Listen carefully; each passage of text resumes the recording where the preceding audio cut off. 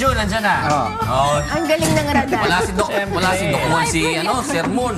Nako, so, Pero, naka-phone patch ba si Doc Ish Doc Pargas? Ish, yan. Israel Pargas. ng Na PhilHealth. buwan-buwan na hindi natin nakikita dito. Oo nga, ayun na yata sa UNTV ni Doc Ish. Doc Ish, good morning. Hello, good morning po. Magandang umaga po sa lahat ng kasamahan natin. Good Ay, morning. Doc Ish, alam mo, nakikita na lang kita either sa Shangri-La or sa Ba? ABS-CBN or sa TV5. Ba? Uy, hindi po totoo yan. But yeah, good morning, attorney. Nakita tayo one time sa Shangri-La. Good morning po sa lahat ng kasamahan Congratulations din, Doc Ish, sa iyong pag-graduate. natin. Yes. Salamat po, salamat. Sila ni Coach Delio. Oo, naghihintay pa kami ng libre mo. Ba? Pero bago ka man libre, mag-ano ka muna, trabaho. Yes. Doc Ish, ito si isang senior citizen, si Tatay Fermin Absalon. Mayroon po siyang katanungan mula sa Tugatog, Malabon. Tatay Fermin, good morning po. Hello, good morning po. Gusto ko Si- lang pong magtanong tungkol po doon sa status ko po kasi hanggang ngayon po ay nagtatrabaho pa po ako. Pwede po bang mag-avail po ako ng lifetime membership?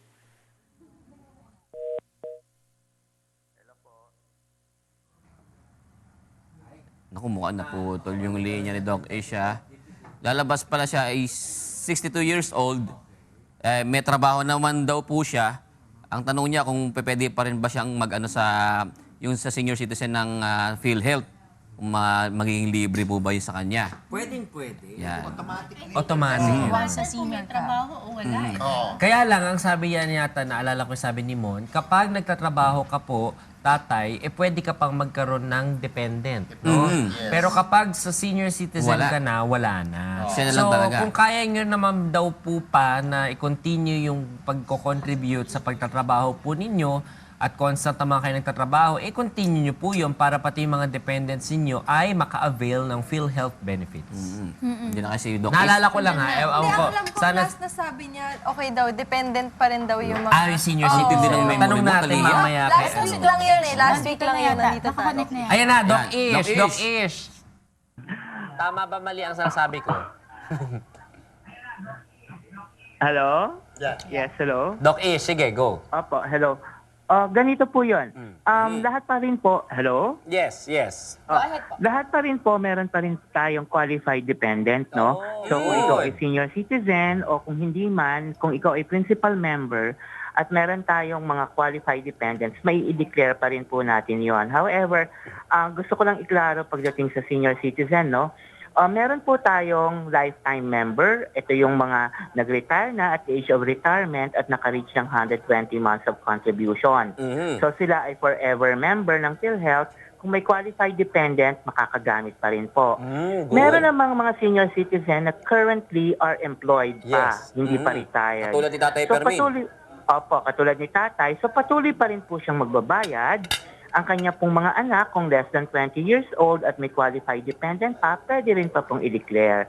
Ngayon, kung hindi po sila magpo-fall dun sa dalawa na yon, dun po tayo papasok sa Senior Citizens Program kung saan ang national government naman po ang magbabayad. But still, lahat po ng kanilang qualified dependent ay pwedeng i-declare. Pero halimbawa, attorney, no? Ang asawa po ni tatay ay isang senior citizen na. Okay.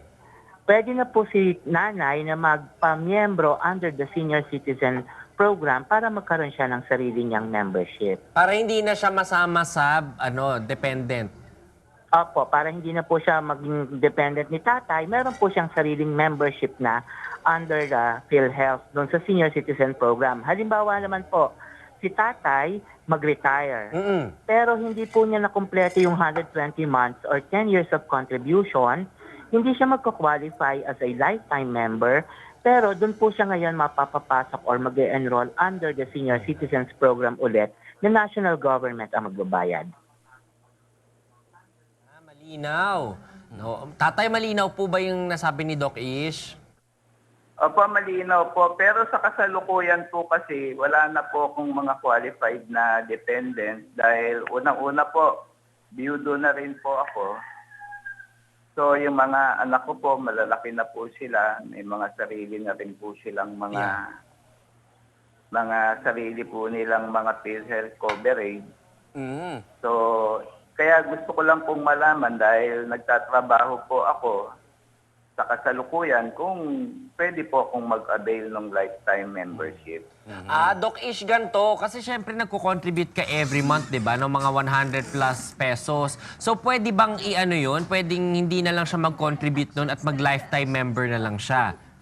Ay, ganito po. Dahil nagtatrabaho pa po si tatay, no? Dahil nagtatrabaho pa po si tatay, patuloy po siyang magbabayad. Ngayon, kung mag-retire na po siya, at makumpleto rin yung 120 or 10 years of contribution, automatic po, pwede niya siya mag-apply as a lifetime member. Pero habang siya po yung nagtatrabaho pa, hindi pa po considered as a lifetime member kasi dalawa po yung condition doon. You retired at the age of retirement and you have at least 120 months or 10 years of contribution. Okay po, maliwanag po, maliwanag.